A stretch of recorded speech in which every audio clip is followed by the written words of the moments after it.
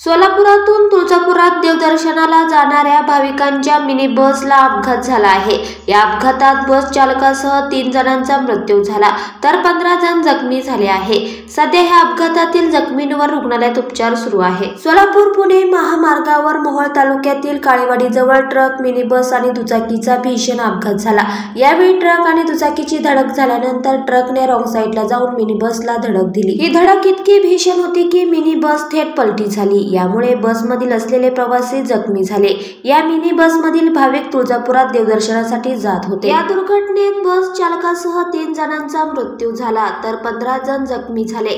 दुचाकीस्वार Dayanand Bhosale, mini bus चालक लक्ष्मण पवार यांच्यासह एकाचा जागीच मृत्यू झाला।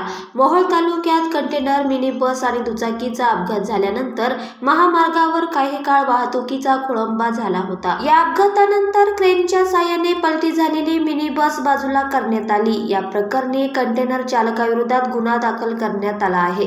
सध्या या घटनेत जखमी झालेल्यांना उपचारासाठी रुग्णालयात दाखल करण्यात आले आहे।